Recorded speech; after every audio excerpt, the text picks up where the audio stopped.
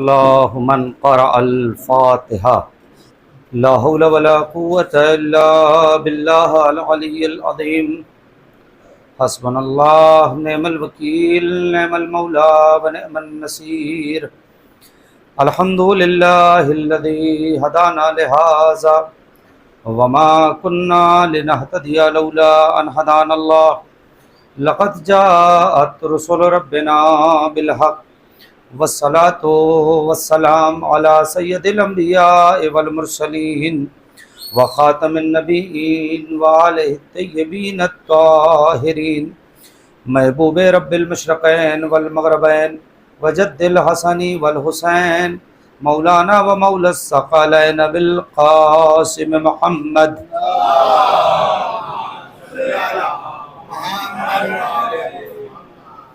طیبین الطاہرین المعصومین المظلومین ولعنت اللہ علی اعدائہم اجمعین من الآن الی قیام یوم الدین رب اشرح لی صدری ویسر لی امری واحلل عقدۃ من لسانی یفقہوا قولی اما بعد فقد قال اللہ تبارک و تعالی فی القرآن المجید وقولہ الحق واصدق الصادقین بسم اللہ الرحمن الرحیم ان الدین عند اللہ الاسلام صلوات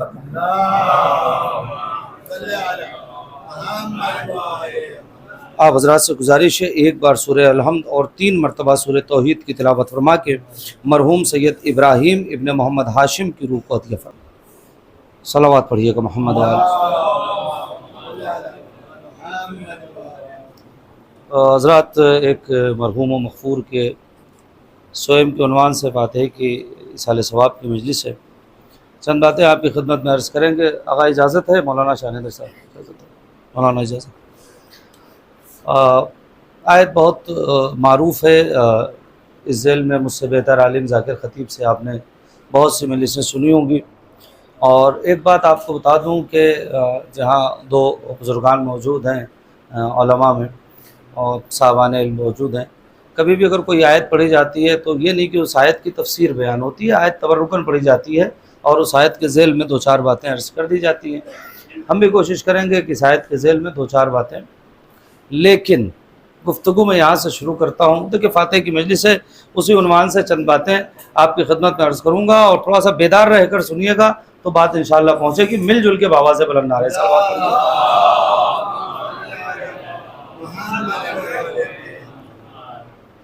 آج پوری دنیا پریشان ہے،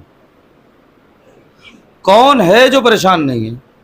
امیر ہے، غریب ہے، اچھا ہے، برا ہے، ہر آدمی جس ملک میں چلے جائیے ہر آدمی کو کچھ نہ کچھ تکلیف ہے، کچھ نہ کچھ پریشانی ہے، کچھ نہ کچھ پرابلم ہے۔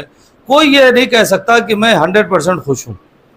ہر آدمی کہیں نہ کہیں کسی نہ کسی تکلیف میں مبتلا ہے، بس فرق اتنا ہے کہ کچھ لوگ اپنی تکلیف میں مبتلا ہیں، کچھ لوگ دوسروں کی تکلیف میں مبتلا ہیں۔ آپ غور کر رہے ہیں، لیکن ہر آدمی کسی نہ کسی تکلیف میں مبتلا ہے۔ بڑے پڑھے لکھے افراد اور پوری دنیا کے جو بڑے ذہن ہیں، انہوں نے مل جل کر سر جوڑ کر بیٹھنے کے بعد اس بات کو سوچنا شروع کیا کہ لوگ تکلیف میں کیوں ہیں، کون سا ایسا کام کر دیا جائے کہ لوگوں کی تکلیف ختم ہو جائے۔ کام تو اچھا سوچا تھا، یہ جو بات پہنچانا چاہتا ہوں، کام تو بہت اچھا سوچا تھا کہ ایسا کیا کر دیں کہ سب لوگ ٹھیک ٹھاک ہو جائیں۔ تو سارے پڑھے لکھے جو بڑے ذہن ہیں پوری دنیا کے بڑے ذہن مل کر ایک جگہ بیٹھ گئے کہ کون سی ایسی چیز ہے، ایک گتھی ایک گرہ کو کھول دیا جائے جس کی بنا پر سب خوش ہو جائیں، سب کی تکلیف دور ہو جائے۔ سارے بیٹھے بڑے بڑے پڑھے، تو طے یہ پایا، توجہ کیجئے گا، طے یہ پایا کہ ساری برائیوں کی جو کچھ بھی دنیا میں تکلیف ہے، پریشانیاں ہیں، اس کی جڑ کا نام بھوک ہے۔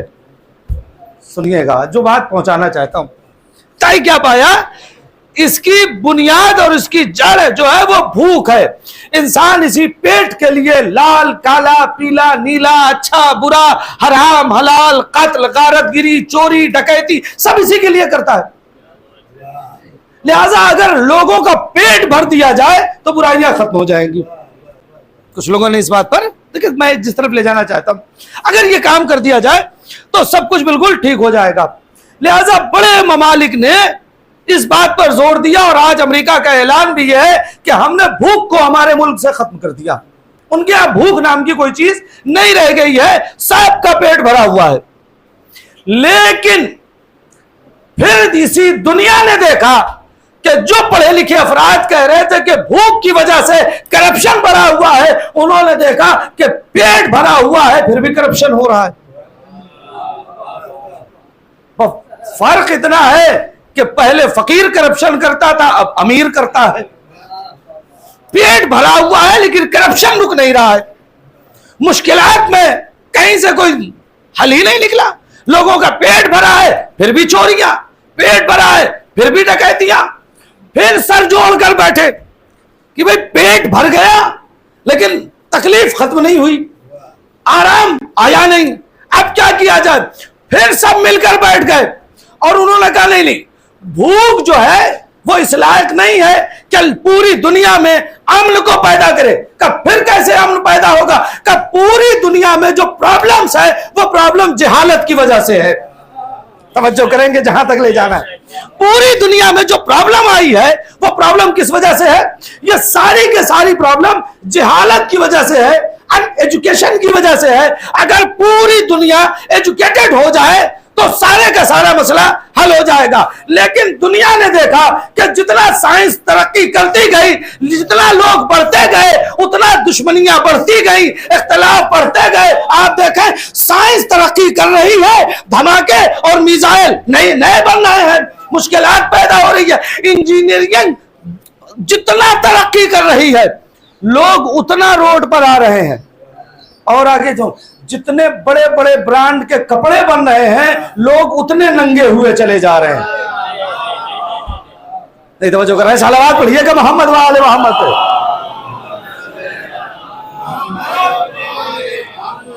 دیکھیں ایسا نہیں کہ علم کوئی چھوٹی چیز ہے، علم بہت بڑی چیز ہے، اس میں کوئی دو رائے نہیں ہے۔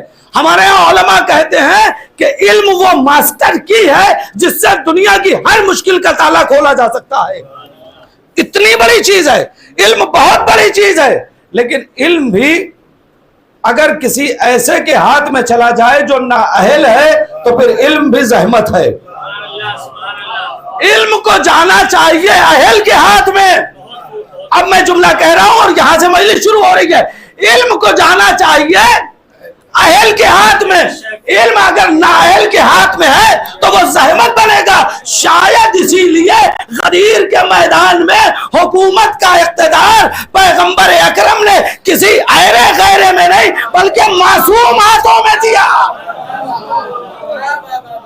صلوات پڑھیں۔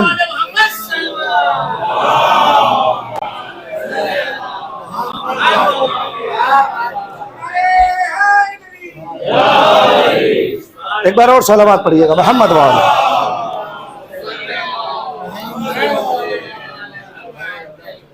ایک بار اور درود پڑھیں مل جل کے محمد وآل۔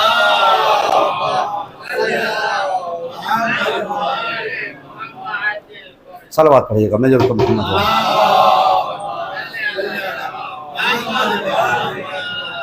آپ متوجہ رہیے گا، انشاءاللہ ایک الگ مضمون میں چاہتا ہوں آپ حضرات تک پہنچا دوں۔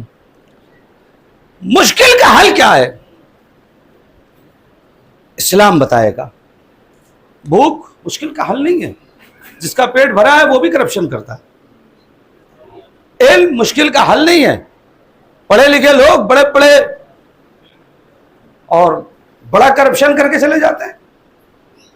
آپ غور کر رہے ہیں، جب تک جہالت تھی لوگوں کی جیب کٹتی تھی، اب علم آ گیا تو بینک لٹ جاتا ہے۔ تو کیوں؟ نااہل کے ہاتھ میں علم چلا گیا۔ لہذا علم جو ہے اہل کے ہاتھ میں۔ آپ غور کر رہے ہیں، یہ ہمارے علماء موجود ہیں، ہم نے تو نہیں دیکھا ہے لیکن یہ شاید مولانا مرداد صاحب بتائیں، اس زمانے کی بات ہے کہ ایران میں کسی طالب علم کا پیسہ چوری ہو گیا۔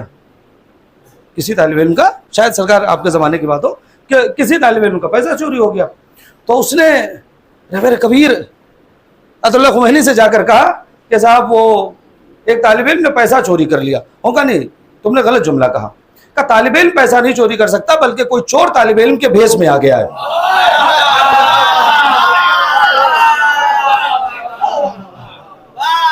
آپ غور کریں, یہ جو طالب علم کے بھیس میں کوئی چور آ گیا ہے, ورنہ طالب علم چوری نہیں کر سکتا. اگر آپ طالب علم کہہ رہے ہیں تو وہ چوری نہیں کر سکتا. کوئی طالب علم کے بھیس میں آ گیا ہے, اور یہ تو بہت سامنے کی چیز ہے, اور ہم تو اس سے سب سے زیادہ جوجھے ہیں.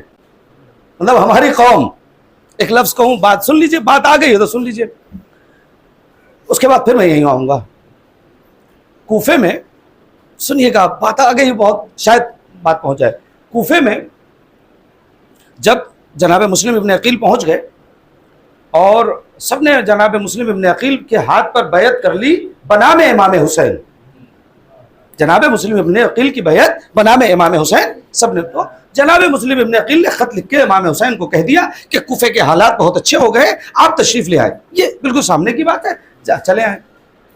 یہاں پر جاسوسوں نے یزید کو خبر کر دی کہ کوفہ تیرے ہاتھ سے نکل گیا, مگر یہ کہ کسی جلاد گورنر کو بھیج دے. سنیے گا, کسی جلاد گورنر کو بھیج دے جو آ کے کوفے کے حالات کو کنٹرول کر لے, ورنہ کوفہ تو گیا. ٹھیک ہے صاحب.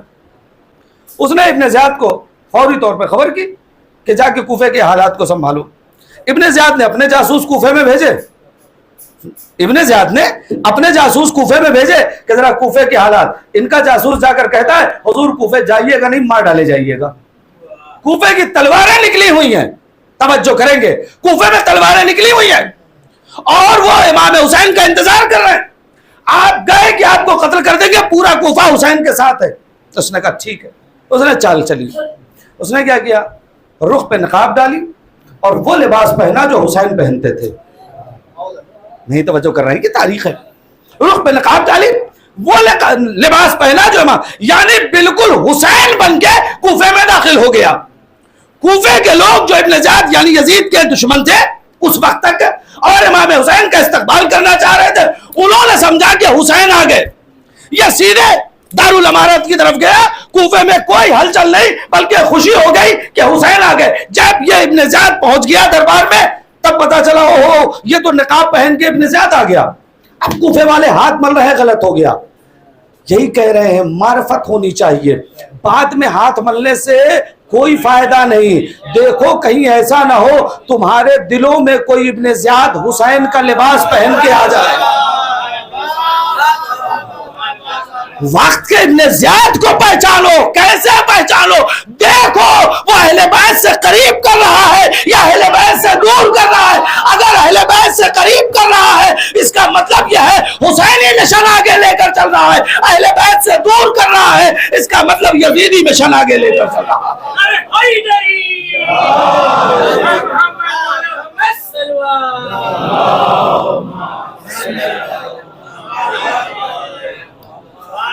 تو بھوک جو ہے وہ اصل مسئلہ نہیں ہے کہ انسان اچھا ہو جائے.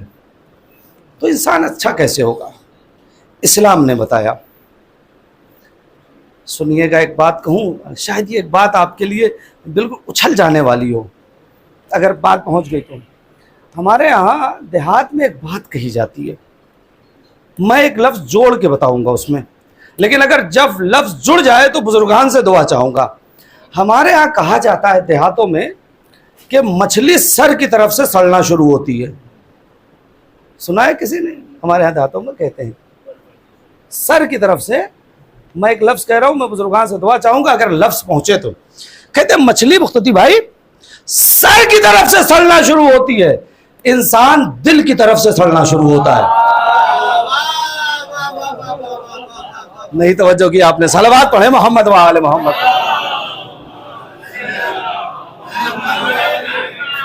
جی, ساری برائیوں کی جڑ ہے یہ غلط فکر, یہ غلط سوچ, یہ دل کے اندر بغض, یہ دل کے اندر حسد, ساری برائیوں کی جڑ ہے. نہ بھوک ہے, ایک آدمی جاہل ہے. اور میں ایک جملہ کہا کرتا ہوں, اسلام سب پسند کرتا ہے, جہالت کو بھی امیری کو بھی. میں نے اس سے پہلے کسی مجلس میں ملاٹ میں ایک جملہ کہا ہے, کیونکہ مسلسل آنا ہو رہا ہے, ایک جملہ سن لیجیے آپ حضرات کے لیے. اسلام کا یہاں کوئی ایسا مسئلہ نہیں ہے کہ صاحب وہ جہالت کو پسند کرتا اور امیری کو پسند نہیں کرتا. یا امیری کو پسند کرتا ہے اور جہالت کو پسند نہیں کرتا. نہیں، اسلام جہالت کو بھی پسند کرتا ہے. علم اسلام جو ہے غربت کو بھی پسند کرتا ہے، معاف کیجیے گا، غربت کو بھی پسند کرتا ہے. اسلام امیری کو بھی پسند کرتا ہے، اور اسلام غربت کو بھی ناپسند کرتا ہے، اسلام امیری کو بھی ناپسند.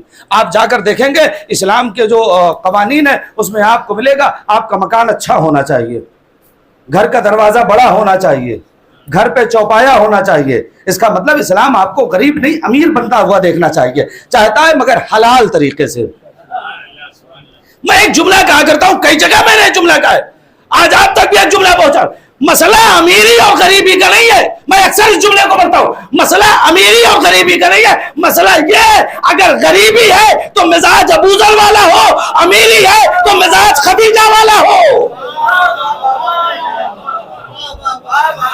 صلوات پڑھیے گا محمد و آل محمد.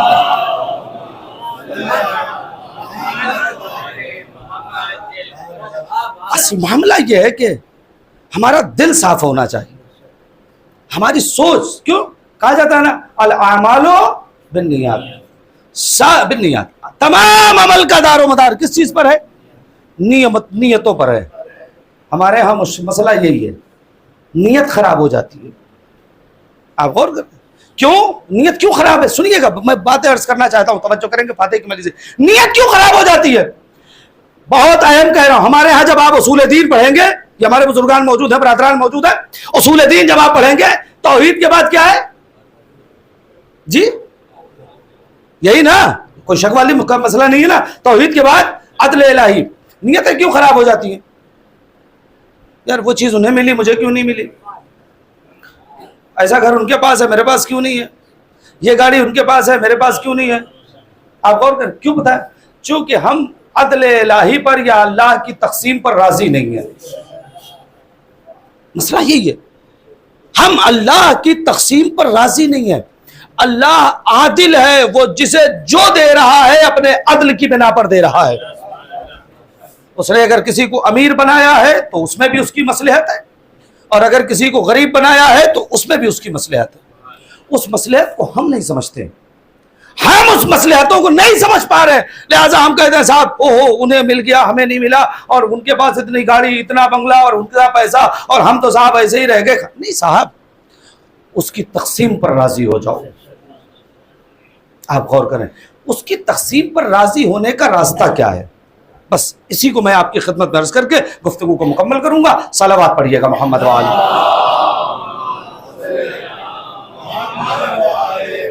فاتح کی مجلس سے میں چاہتا ہوں چند باتیں، اس کی تقسیم پر راضی ہو جاؤ.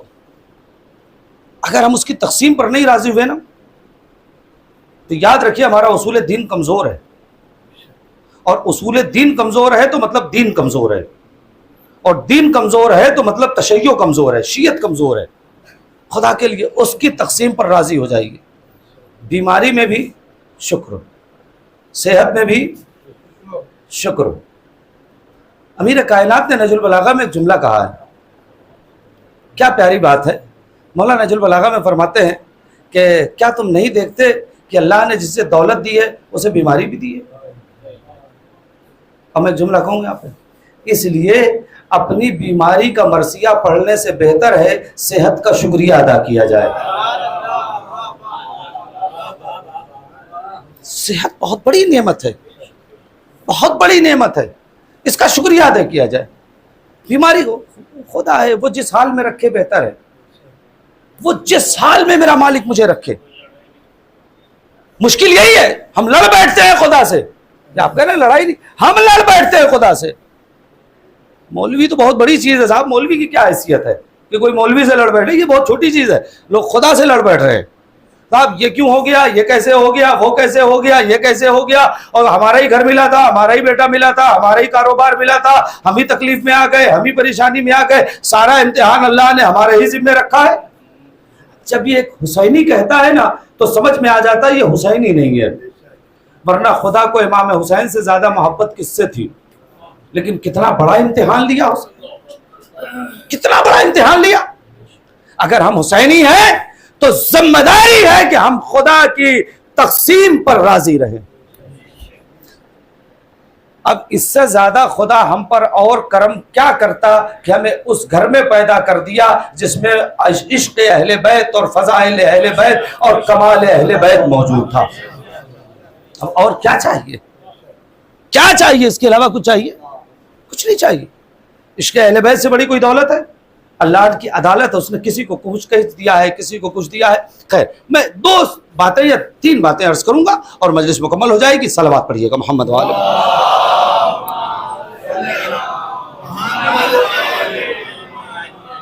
کہ ہم کہاں ہیں، ہمیں ہونا کہاں چاہیے. اگر اس دل کے اندر عشق اہل بیت ہے تو پھر کبھی حسد مت کیجیے گا، کسی سے بغض مت رکھیے گا.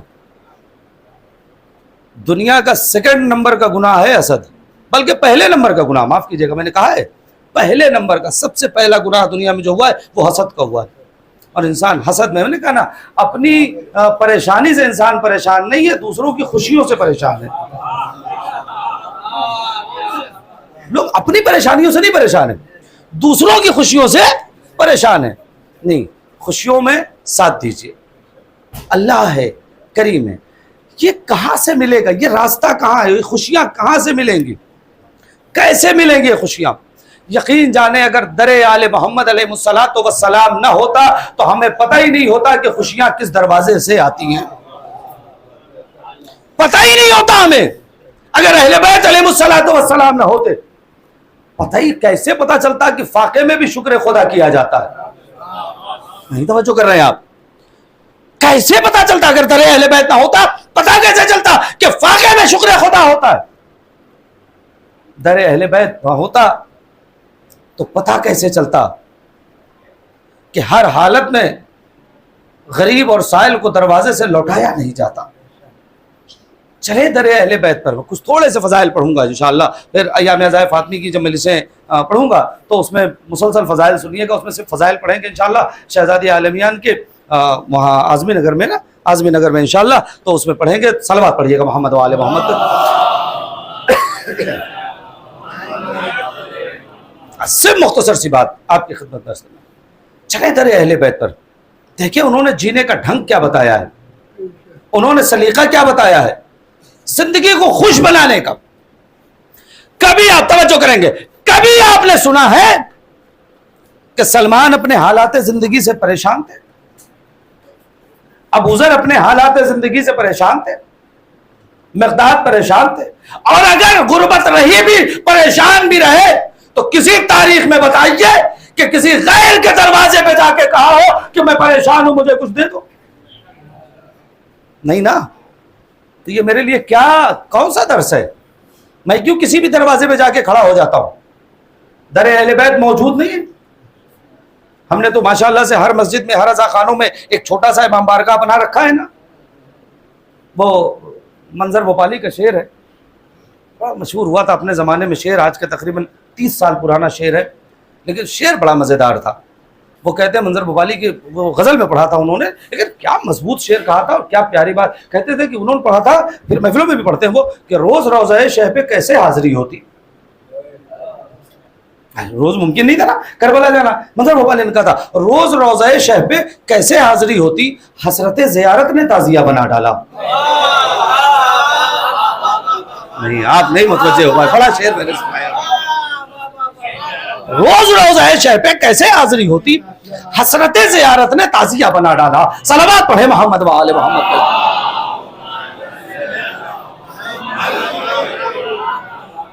تو آپ یہاں جائیے نا، یہاں جائیے، علم کو ہاتھ میں لیجئے، تعزیے کے پاس کھڑے ہو جائیں. کسی ادارے کے دروازے پر چپل گھسنے سے بہتر ہے کہ ایک مرتبہ باب الحوائج کے دروازے کو کھٹکھٹاؤ. نہیں آپ توجہ کر رہے ہیں. اس کے بعد آپ دیکھیں، ملا تو خوش نصیبی، نہیں ملا تو بھی خوش نصیبی. کم سے کم انہوں نے سن تو لیا ہے کہ میری یہ کس چیز کی ضرورت ہے. جب مناسب ہوگا وہ عطا کریں گے، اس لیے کہ یہ کریم ہیں. یہ کریم ہے، یہ کب عزتوں سے نواز دیں گے پتہ نہ چلے گا. ہم جیسا آدمی ذلیل کر کے دے گا، یہ دیں گے تو عزتوں کے ساتھ دیں گے. لہٰذا خدا کے لیے ادھر ادھر گدائی کرنے سے بہتر ہے باب الحوائج کے دروازے پر جاؤ. اہل بیت کے دروازے پر جاؤ، یہ عزتوں سے عطا کرتے ہیں۔ آج ہمارے معاشرے میں آپ دیکھیے، یہاں وہاں اسکول فیس کے لیے، کتاب کے لیے، معاف کیجیے گا 2 کلو راشن کے لیے، 5 کلو چاول کے لیے، سچ بتاؤں میں کسی جگہ کا نام لینا مناسب نہیں ہے، کچھ ساری چیزیں جتنا آپ کو ملتا نہیں اس سے زیادہ کہ آپ کی چپل گھس جاتی ہے اور کرایہ لگ جاتا ہے۔ جتنے میں ہیں اتنے میں خوش رہیے۔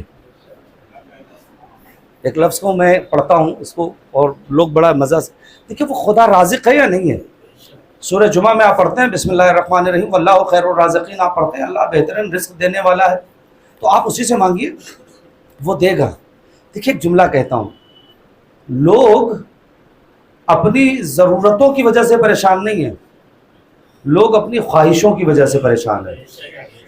نہیں آپ غور کر رہے ہیں، سرکار میں دعا چاہوں گا، لوگ اپنی ضرورتوں کی وجہ سے نہیں، اس نے تمہارا بدن ڈھانپنے کی اجازت دی ہے، ذمہ داری لی ہے، سرکار میں دعا چاہوں گا، اس نے بدن ڈھانپنے کی ذمہ داری لی ہے، ریمنڈ کا کپڑا پہنانے کی ذمہ داری نہیں لی ہے۔ نہیں غور کر رہے ہیں آپ غور کر رہے ہیں، اس نے آپ کا بدن ڈھانپنے کی ذمہ داری لی ہے، سیاحان کا کپڑا پہنانے کی ذمہ داری تھوڑی لی ہے۔ یہ آپ کا شوق ہے جس کی بنا پر آپ پریشان ہیں، غربت میں ہیں، صرف بدن ڈھانپنے تک کی بات ہو، اس نے پیٹ بھرنے کی ذمہ داری لی ہے، آپ کے مٹن قورمے اور بریانی کی ذمہ داری نہیں لی ہے۔ ایک لفظ کہوں، سنیے گا، اصالہ ثواب کی مجلس سے سن لیجئے گا، مزہ تو بریانی میں بھی نہیں آتا ہے امیروں کو، اور غریبوں کو چٹنی روٹی میں بھی مزہ آتا ہے۔ کیوں بتاؤں؟ بہت اہم بات کہہ رہا ہوں، بالکل فزیکل بات ہے، سنیے گا، بہت اہم بات ہے، اس لیے کہ اس کھانے میں ذائقہ ہے ہی نہیں۔ میں بہت اہم بات کر رہا ہوں، آپ یہ نہ سمجھیے گا صاحب کھانے میں ذائقہ ہے، کس نے کہہ دیا کھانے میں ذائقہ ہے؟ ذرا سا کرونا ہو جائے خدا نہ خواستہ کسی کو، پھر بتائیے ذائقہ کہاں گیا؟ کھانے میں تو ذائقہ تھا، اب کہاں ہے؟ آپ یہ بتائیے صاحب، ذائقہ ہی نہیں، کہتے ہیں ذائقہ ہی نہیں مل رہا ہے۔ پہلے تو یہ بیماری نہیں تھی، اب ہو گئی ہے، اب تو ختم بھی ہے بہرحال، لیکن بہت زیادہ سردی ہو گئی، اب کھانے میں ذائقہ نہیں ملتا ہے۔ کیا کھانے کا ذائقہ ختم ہو گیا؟ وہی گھر کے 4 لوگوں کو ذائقہ مل رہا ہے، تمہیں کیوں نہیں مل رہا ہے؟ کہا اس کا مطلب طبیعت بیمار ہے، اس کا مطلب ذائقہ کھانے میں نہیں طبیعت میں ہوتا ہے۔ نہیں توجہ کی آپ نے صاحب، میں نے بڑی بات کہی ہے، صلوات پڑھے محمد و آل محمد، توجہ کریں، کھانا ذائقے میں نہیں طبیعت میں ہے، اسی لیے لوگ بریانی میں بھی ذائقہ محسوس نہیں کرتے، اور ایک مزدور اپنی پوٹلی کھول کے سوکھی روٹی اور چٹنی میں بھی ذائقہ محسوس کرتا ہے۔ یہ کیوں محسوس کر رہا ہے؟ اس لیے کہ ذائقہ طبیعت کے اندر ہے، ذائقہ کھانے کے اندر نہیں ہے، ذائقہ طبیعت میں ہے۔ بعض چٹنی روٹی کھا کے سیر ہو جاتے ہیں، بعض قورمہ کھا کے سیر نہیں ہوتے، تو مسئلہ اس طبیعت کا ہے، وہ طبیعت بنائیے۔ وہ طبیعت کہاں آئے گی؟ در اہل بیت سے آئے گی، وہ طبیعت جو کھانے کے اندر ذائقہ پیدا کر دے۔ کیسے آئے گی؟ مشہور واقعہ ہے، واقعہ تو نیا بنا نہیں سکتا، وہی جو 1400 سال سے پڑھا جا رہا ہے، مشہور واقعہ ہے، امام حسن علیہ السلام کا دسترخوان ہے،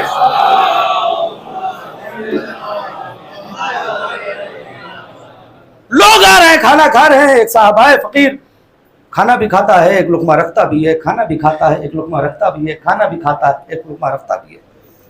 امام حسن نے کہا بھائی کیا بات ہے، اگر تیرا کوئی ساتھی ہے تو کھانا کھا لے، ہم پیک کر کے ٹفن بنا کے دے دیں گے، ہم پیک کر کے دے دیں گے، اسے بھی لے جائے۔ اس نے کہا نہیں میرا کوئی ساتھی نہیں۔ کہا پر یہ کس کے لیے رکھتا ہے؟ کہا میں بھی مسجد سے آ رہا تھا تو میں نے دیکھا کہ مسجد کے اندر ایک غریب آدمی ہے جو سوکھی روٹی اپنے گھٹنوں سے توڑ کے کھا رہا ہے۔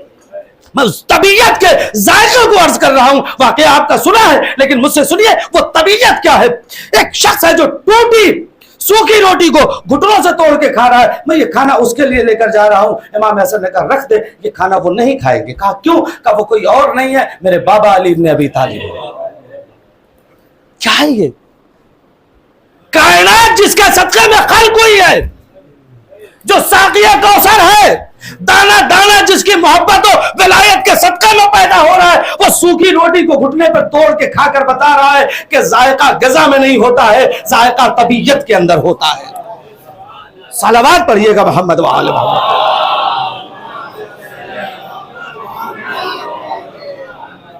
اس طبیعت کے ذائقے کو محسوس کریں۔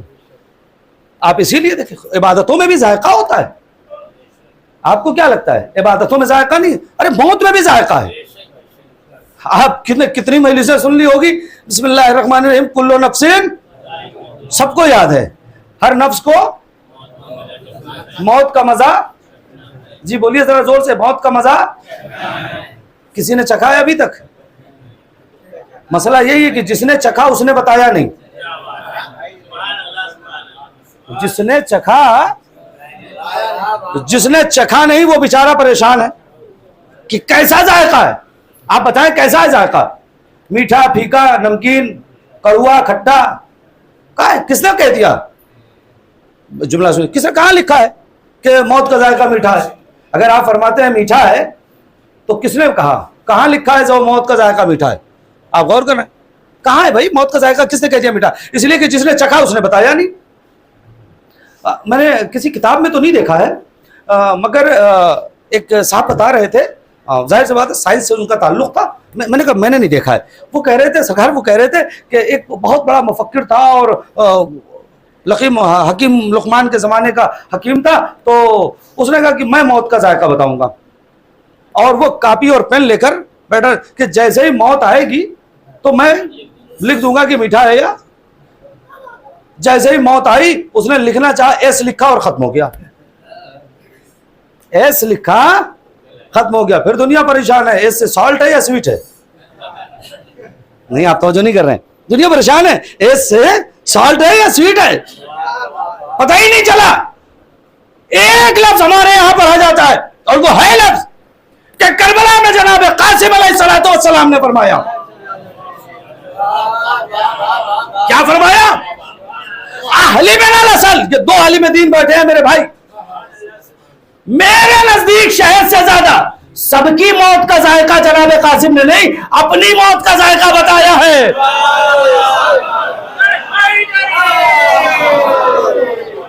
جو کریں سب کی موت کا ذائقہ جناب قاسم نے نہیں بتایا کہ میٹھا ہے، اپنی موت کا ذائقہ بتایا ہے۔ کیا مطلب ہے؟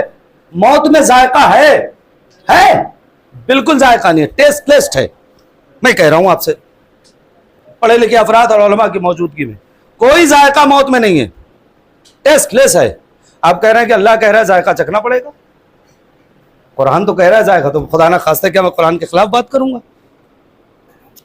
قرآن کہہ رہا ہے موت کا ذائقہ چکھنا ہے، میں کہہ رہا ہوں ٹیسٹ لیس ہے، موت میں کوئی ذائقہ ہی نہیں ہے۔ پھر کیا مطلب ہے؟ ہر آدمی کو موت کا ذائقہ خود بنانا ہے۔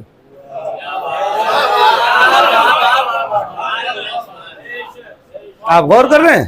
مثلاً آپ کے گھر میں ڈش بنتی ہے، کھانا ہونا بنتا ہے، تو پیاز ہے، مرچی ہے، ٹماٹر ہے، دھنیا ہے، مرچا ہے، گوشت ہے، یہ سب اپنے اپنے الگ الگ ہیں۔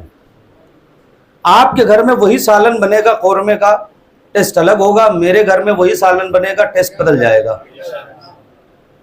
یہی جس کے گھر میں بنے گا تھوڑا بہت ٹیسٹ بدلتا چلا جائے گا۔ ایسا نہیں ہے کہ قورمہ ہے تو ہر جگہ کے قورمے کا ایک ہی ٹیسٹ ہے، بریانی ہے تو ہر جگہ کی بریانی کا ٹیسٹ ایک ہی نہیں ہے، اگر ایک ہی ہوتا تو حیدرآبادی مشہور نہ ہوتی۔ آپ غور کریں، کباب ہے تو سب کے گھر کے کباب کا ٹیسٹ ایک نہیں بنے گا، اگر سب کے گھر کے کباب کا ٹیسٹ ہوتا تو ٹنڈے کا مشہور نہ ہوتا۔ یہ بتا رہا ہے کہ سب کا ٹیسٹ، یہی موت کا بھی حال ہے، ہم روز اپنی موت کا ذائقہ بدلتے رہتے ہیں۔ ہم نے نیک کام کیا ذائقہ بڑھیا ہو گیا، برا کام کیا ذائقہ کڑوا ہو گیا۔ یہ ہماری ذمہ داری ہے، ہم اپنی موت کا ذائقہ بنائیں۔ موت میں ذائقہ ہے نہیں، ذائقہ آپ کو بنانا ہے اپنے اعمال کے ذریعے سے۔ جناب قاسم علیہ السلام نے بتا دیا میرے نزدیک موت کا ذائقہ شہد سے زیادہ شیریں ہے۔ کیا مطلب؟ مطلب یہ ہے کہ اگر موت عشق حسین میں آئے گی تو ذائقہ شہد سے زیادہ شیریں رہے گا۔ موت اگر عشق حسین میں آ رہی ہے تب ذائقہ شہد سے زیادہ شیریں ہے۔ اس موت کے، چونکہ سال ثواب کی ملی سی میرے صاحبات، موت کے ذائقے کو بنائیں۔ کیسے بنے گا موت کا ذائقہ؟ عشق اہل بیت میں ڈوب جاؤ، عشق اہل بیت میں۔ نہیں ہوتا، بہت مشکل ہے، سخت ہے، اس دنیا میں تو اور زیادہ سخت ہے عشق اہل بیت میں ڈوبنا۔ ہم لوگ کیا کرتے ہیں؟ 2 مہینہ 8 دن خوب مجلس کی، اس کے بعد 10 مہینے کی چھٹی۔ امام حسین کو الوداع کہہ دیا اور کام ختم ہو گیا۔ ہر وقت حسین ہمارے ذہن میں، ہمارے دل میں، ہمارے دماغ میں، ہماری آنکھوں میں، ہمارے اعضاء و جوارے میں رہنا چاہیے۔ اگر اس وقت امام حسین ہمارے درمیان نہیں موجود ہیں، حسینیت موجود ہے، حسینیت موجود ہے۔ اب ایک لفظ کہہ رہا ہوں اور اس لفظ پر دعا چاہوں گا، شاہد صاحب جملہ سنیے گا بھائی، آپ حضرات سے بھی۔ یقیناً دنیا ظلم و جور سے بھری ہے۔ اب اس لفظ کو میں نہ پہنچا پایا تو شاید کمی میری ہوگی، آپ اچھا سنتے۔ یقیناً دنیا ظلم و جور سے بھری ہوئی ہے، لیکن جب پردہ غیب سے اپنی انگلیوں سے اشارہ کرنے کے سورج کو پلٹانے والا ہاتھ، اپنی 2 انگلیوں سے چاند کو 2 ٹکڑے کرنے والا ہاتھ باہر آئے گا اور دنیا کو نچوڑے گا تو ایک ایک قطرہ ظلم باہر ہو جائے گا، عدل عوام میں پھیل جائے گا۔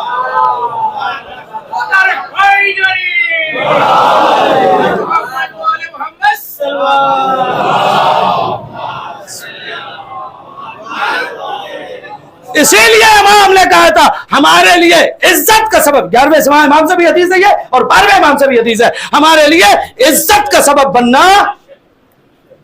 دوسرا جملہ کیا ہے؟ ذلت کا سبب مت بننا۔ ہر باپ یہی چاہتا ہے نا، یہ میرا امام ہمارے باپ سے زیادہ ہم سے محبت کرتے ہیں، ان کے لیے عزت کا سبب بنو۔ وہ دیکھ رہے ہیں ہمیں، ان کے لیے ذلت کا سبب نہیں بننا ہے، وہ کام نہیں کرنا ہے۔ روایات ہے ہر شب جمعہ ہمارے امام کی خدمت میں ہمارے اعمال پیش کیے جاتے ہیں، اور اگر اچھے ہوتے ہیں تو وہ دیکھ کر خوش ہوتے ہیں، برے ہوتے ہیں تو ان کی آنکھوں سے آنسو جاری ہو جاتا ہے۔ کہاں ہیں ہم؟ اپنے اعمال کو اچھا بنائیں، اپنے عقائد کو اچھا بنائیں۔ دنیا کس راستے پر جا رہی ہے اس سے مطلب نہیں ہے، ہمیں اپنے راستے کا انتخاب خود کرنا ہے، دنیا کے بنائے ہوئے راستے کا نہیں، آل محمد کے بتائے ہوئے اور بنائے ہوئے راستے کا انتخاب کرنا ہے۔ اس لیے کہ دنیا کا راستہ ضلالت کا راستہ ہے، دنیا کا راستہ گمراہی کا راستہ ہے، اہل بیت کا راستہ ہدایت کا راستہ ہے۔ تو جب اہل بیت کا راستہ ہدایت کا راستہ ہے، دین اسلام پر چلتے ہوئے اس راستے پر چلے نا۔ میں ایک جملہ، میں حدیث ایک پڑھا کرتا ہوں عام طور سے 13 رجب کو میں یہ حدیث پڑھا کرتا ہوں، میں چاہتا ہوں آپ حضرات کو بھی پہنچا دوں۔ امیر کائنات کی ایک حدیث ہے اور اسی حدیث پہ مجلس مکمل کر دوں۔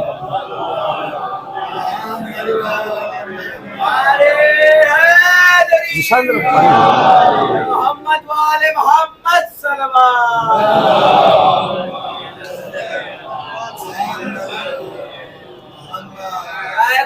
امام زمانہ بواز بلند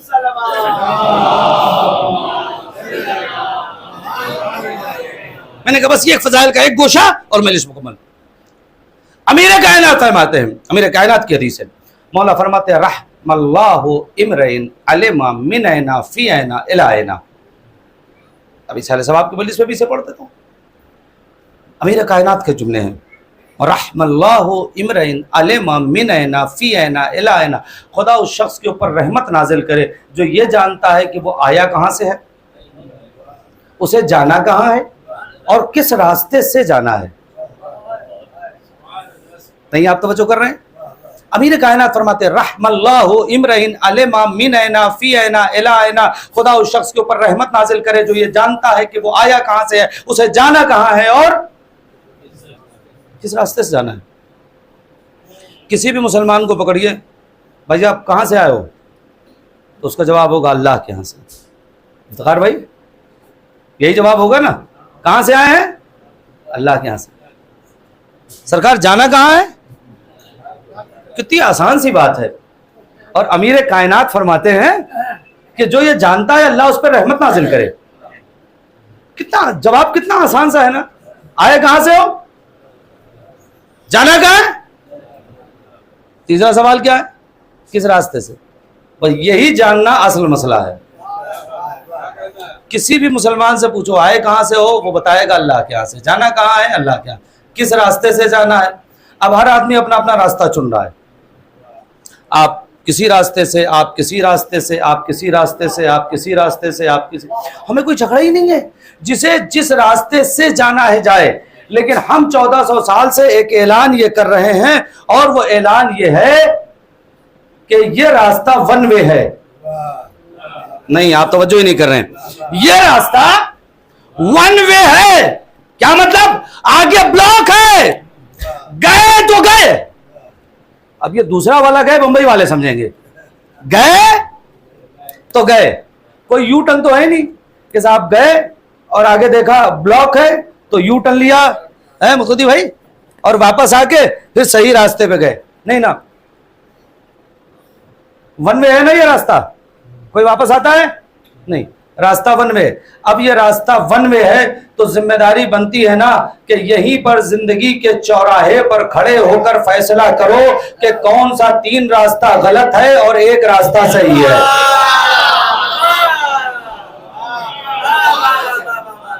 صلوات پڑھیے گا محمد و آل محمد.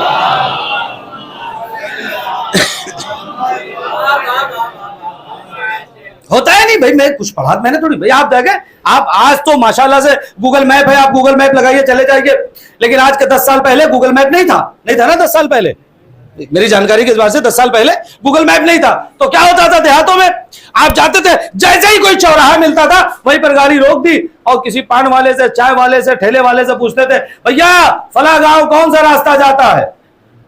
تو آپ کو چاروں راستے پہ نہیں بھیجتا تھا، چاروں راستے پہ بھیجتا تھا. بھائی ایسا چاروں میں سے جس راستے پر سے بھی جاؤ آپ پہنچ جاؤ گے گاؤں میں. ایسا ہوتا ہے؟ وہ آپ کو کہتا تھا یہ سیدھے اس راستے سے چلے جاؤ. کہا ادھر سے جائیں گے تو کہا ادھر جاؤ گے دوسرے گاؤں پہنچو گے. وہ ایک ہی راستہ آپ کو بتاتا تھا نا. یہی شیعت ہے، یہی اصول ہے، یہی دین ہے کہ 3 راستے غلط ہیں، 1 راستہ صحیح ہے. اب مسئلہ یہ ہے کہ سوال یہ بنا آئے کہاں سے ہو، جانا کہاں ہے، کس راستے سے. تو بھائی دیکھیے، میں ایک جملہ یہاں پر کہا کرتا ہوں اکثر مجلسوں میں کہ میتھ میں سائنس نہیں پوچھا جاتا. پوچھا جاتا ہے، اور سائنس میں میتھ پوچھا جاتا ہے. ارے سائنس اور میتھ تو چھوڑیے، ہسٹری میں بایولوجی نہیں پوچھی جاتی، بایولوجی میں ہسٹری نہیں پوچھی جاتی. یہ پوچھی جاتی ہے. پیپر آپ کا ہسٹری کا ہے تو سوکس کا سوال آئے گا یا سوکس میں ہسٹری سوال آئے گا؟ فزکس میں کیمسٹری آئے گی؟ اس کا مطلب یہ ہے کہ پہلے سوال کا جواب کیا ہے، آئے کہاں سے. دوسرے سوال کا جواب کہاں ہے، جانا کہاں ہے. پہلے سوال کا جواب کیا بنا، اللہ کے یہاں سے. دوسرے سوال کا جواب کیا بنا، اللہ کے یہاں سے. مطلب یہ ہے کہ تیسرے سوال کا جواب بھی اللہ ہی کے یہاں سے آئے گا. پیپر توحید کا ہے. نہیں، اگر آپ سمجھ گئے تو مجلس مکمل ہو جائے گی.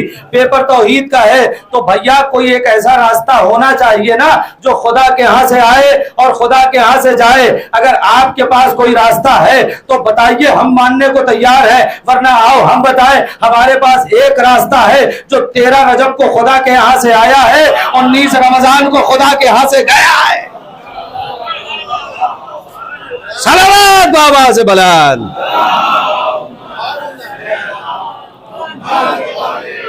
اس امیر کائنات کے بتائے ہوئے راستے پر چلو تاکہ حسد سے دور رہو، بغض سے دور رہو، چغلی سے دور رہو، غیبت سے دور رہو، جھوٹ سے دور رہو، برائیوں سے دور رہو، نامحرموں کو دیکھنے سے دور رہو. یہ ساری جو بیماریاں ہیں نا، یہ ساری بیماریوں کا ایک علاج ہے، وہ علاج ہے ولایت علی بن ابی طالب علیہ السلام.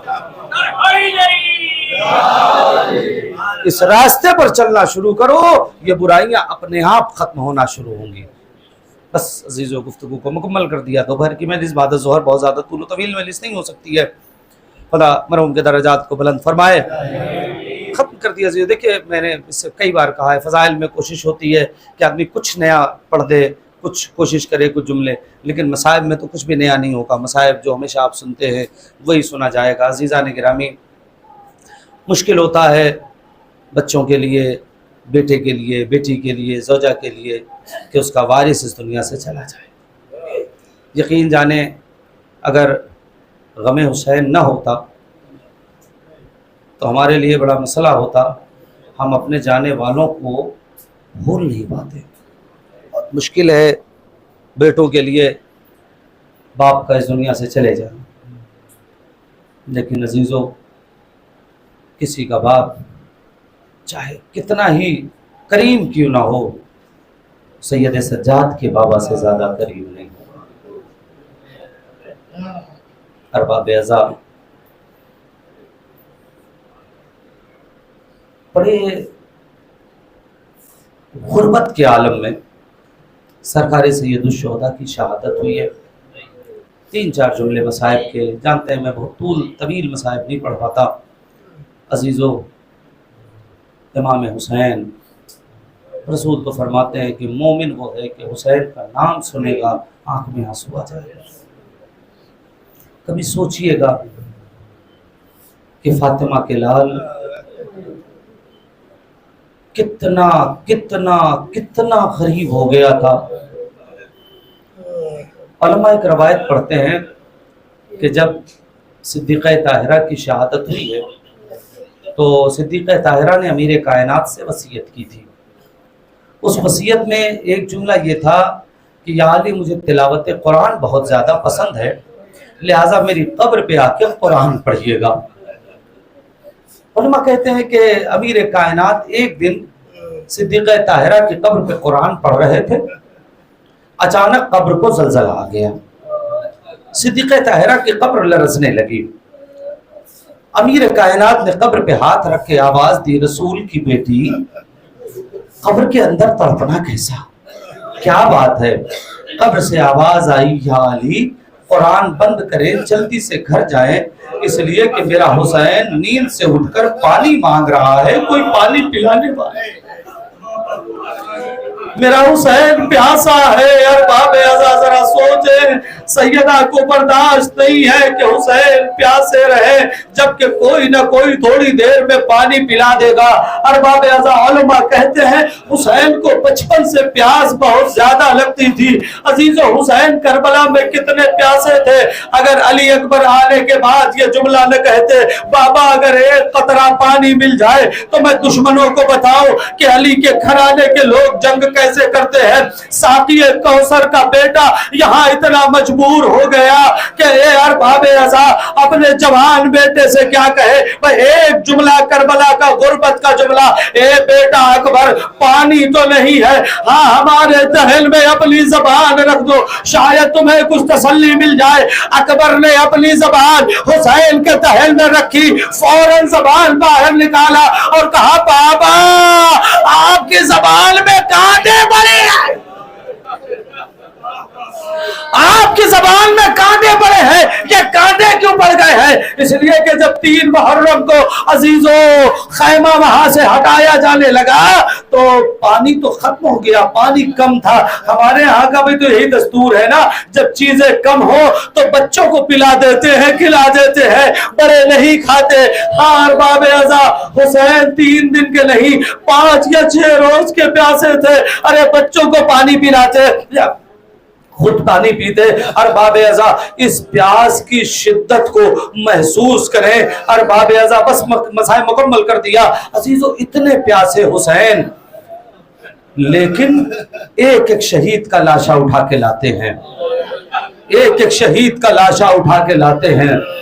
آپ ذرا سوچیں، سب کا لاشا حسین لے آ رہے ہیں، حسین کا لاشا کوئی کربلا کے میدان سے لانے والا نہیں۔ عزیزو، آپ شہادت سنتے رہتے ہیں تو میں ایک جملہ کہہ کے مجلس کو مکمل کر دوں گا۔ ہاں عزیزو، سب کا لاشا اٹھ کے آ گیا، لیکن حسین کا لاشا اسی جگہ پڑا رہا۔ جب کچھ دیر گزر گئی تو زینب نے دیکھا کہ کچھ گھوڑ سوار ہیں جو آمادہ ہو رہے ہیں، جن کے پیروں میں نال لگائی جا رہی ہے۔ سید سجاد سے پوچھا اے بیٹا سجاد ارے یہ ان گھڑ سواروں کا کیا ارادہ ہے؟ آواز دی سید سجاد نے پھوپھی اماں یہ ہمارے بابا کے لاشے کو اب پامال کرنا چاہتے ہیں۔ ہار باب ازا فاطمہ کے لال کا لاشا زمین کربلا پہ پڑا ہے، ادھر کے گھوڑے ادھر کے گھوڑے ادھر، سیدہ کا لال زمین کربلا پر پامال کر دیا۔ سیالم الذین ظلموا ایام منقلب ينقلبون انا للہ و انا الیہ راجعون رضا بقضائہ وتسلیما لامرہ۔ الہی الہی الہی بحق فاطمہ وابیہ وبالہا وبنیہا والسر المستضعفیہ، پروردگار ہماری اس مختصر مگر عظیم عبادت کو قبول فرما، ہمارے آنسوؤں کو رومال جناب زہرا میں جگہ عنایت فرما۔ مالک تجھے واسطہ ہے محمد وآل محمد کے حق کا، پروردگار جن مرحوم کے اصال ثواب کی مجلس ہوئی ہے ان کی مغفرت فرما، ان کے درجات کو بلند فرما، ان کی قبر کو منور فرما، ان کے گناہ کبیرہ اور صغیرہ کو معاف فرما، ان کے پسماندگان کو صبر جمیل عنایت فرما، انہیں جوار رحمت اور اعلیٰ علیین میں جگہ عنایت فرما۔ مالک تجھے واسطہ ہے محمد وآل محمد کے حق کا، ہم سب کے گناہ کبیرہ اور صغیرہ کو معاف فرما۔ مالک ہم سب کو ویسا بنا دے جیسا ہمارا امام چاہتا ہے۔ مالک امام کے ظہور میں تعجیل فرما، ہمیں ان کے خاص اور مخلص غلاموں میں شمار فرما۔ ربنا تقبل منا انک انت السمیع العلیم۔ آپ حضرات سے گزارش ہے ایک بار سورہ الحمد اور 3 مرتبہ سورہ توحید کی تلاوت فرما کے مرحوم سید ابراہیم ابن محمد ہاشم کی روح کو ہدیہ فرما دیں۔ اللہم صلی علی محمد وآل محمد، اللہم صلی علی محمد وآل محمد، اللہم صلی علی محمد وآل محمد۔ بسم اللہ الرحمن الرحیم، الحمدللہ رب العالمین، الرحمن الرحیم، مالک یوم الدین، ایاک نعبد و ایاک نستعین، اہدنا الصراط المستقیم، صراط الذین انعمت علیہم غیر المغضوب علیہم ولا الضالین۔ بسم اللہ الرحمن الرحیم، قل هو اللہ احد اللہ الصمد لم یلد ولم یولد ولم یکن له کفوا احد۔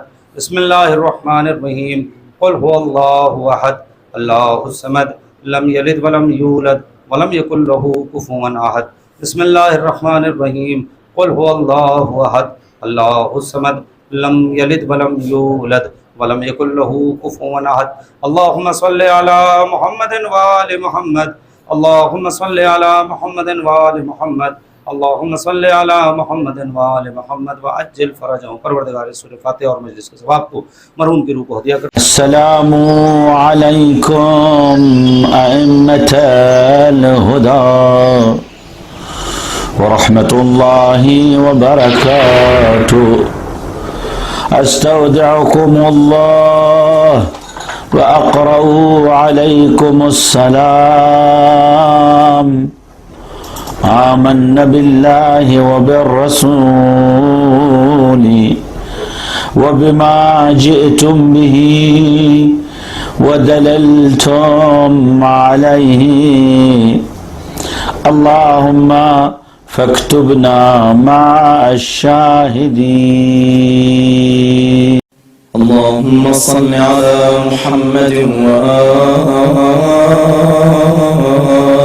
محمد، اللهم صل على محمد وآل